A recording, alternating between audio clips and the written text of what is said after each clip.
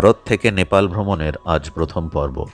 এই পর্বে তোমাদের দেখালাম ভারত তথা বিহারের রক্সোল থেকে কত সহজে এবং সস্তায় তোমরা নেপালের রাজধানী কাঠমান্ডুতে পৌঁছবে। Thanks for watching, please do subscribe.